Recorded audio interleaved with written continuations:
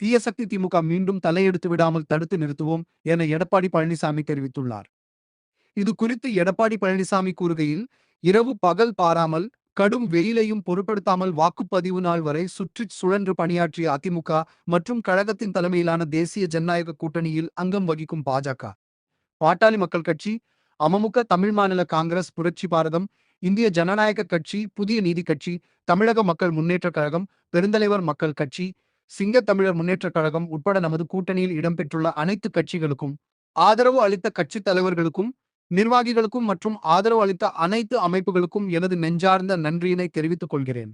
அதிமுக தலைமையிலான தேசிய ஜனநாயக கூட்டணி வேட்பாளர்களின் வெற்றிக்காக தேர்தல் பிரச்சாரம் செய்த மாண்புமிகு பாரத பிரதமர் அவர்களுக்கும், மாண்புமிகு மத்திய அமைச்சர்களுக்கும், பிற மாநில முதலமைச்சர்களுக்கும், கூட்டணி கட்சித் தலைவர்களுக்கும் எனது நெஞ்சார்ந்த நன்றியினை தெரிவித்துக் கொள்கிறேன். தமிழ்நாட்டில் தற்போது நடைபெற்று வரும் நிர்வாக திறனற்ற விடியா திமுக அரசின் மீது மக்களுக்கு இருக்கின்ற வெறுப்பை நாம் கண்கூடாக கண்டோம். விரக்தியின் விளிம்பில் உள்ள திமுகவினர் எப்படி புறவாசல் வழியாக ஆட்சியை பிடிக்கலாம் என்ற எண்ணத்தோடு அதற்கான முயற்சிகளை இந்த தேர்தலிலும் எடுப்பதற்கு தயாராக உள்ளனர். தமிழ்நாடு சட்டமன்ற பொதுத் தேர்தலுக்கான வாக்குப்பதிவு ஏப்ரல் 23, 2026 அன்று முடிந்துள்ள நிலையில் மே 4, 2026 அன்று வாக்கு எண்ணும்படி நடைபெற உள்ளது. இதற்காக அனைத்திந்திய அண்ணா திராவிட முன்னேற்றக் கழகத்தின் சார்பிலும், கூட்டணி கட்சிகளின் சார்பிலும் முகவர்களாக நியமிக்கப்பட்டிருக்கும் அனைவரும் மிகுந்த கவனத்துடனும் விழிப்புடனும் பணியாற்றி வெற்றி கனியை சிதறாமல் பெற்று கழகத்திற்கும் கூட்டணி கட்சிகளுக்கும் சமர்ப்பிக்கும் வகையில் பணியாற்றிட வேண்டும் என்று கேட்டுக்கொள்கிறேன்.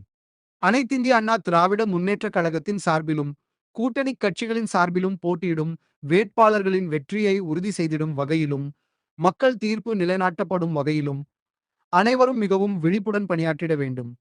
இது ஜனநாயக பயிர் தழைத்தோங்க நாம் அனைவரும் ஆற்ற வேண்டிய இன்றியமையாத கடமை என்பதை நினைவில் கொள்ளுமாறு அன்போடு கேட்டுக்கொள்கிறேன். கோடான கோடி மக்களின் பேராதரவோடு கழகம் மற்றும் கூட்டணி கட்சிகளின் வேட்பாளர்கள் மகத்தான வெற்றி பெற்று வெற்றி கனியை பொன்மனச் செம்மல் புரட்சித் தலைவர், இதய தெய்வம் புரட்சித் தலைவி அம்மா ஆகியோரது பொற்பாதங்களில் சமர்ப்பிப்போம். தமிழக மக்களை காப்பதற்காக தீய சக்தி திமுக மீண்டும் தலையெடுத்து விடாமல் தடுத்து நிறுத்துவோம். இதுதான் தன் நலன் பாராமல் நமக்காக உழைத்த, நாட்டுக்காக உழைத்த புரட்சித் தலைவருக்கும், இதய தெய்வம் புரட்சித் தலைவி அம்மா அவர்களுக்கும் நாம் செலுத்தும் நன்றிக்கடன் என்பதை இந்த நேரத்தில் உங்கள் அனைவருக்கும் நினைவுபடுத்த கடமைப்பட்டுள்ளேன் என தெரிவித்துள்ளார்.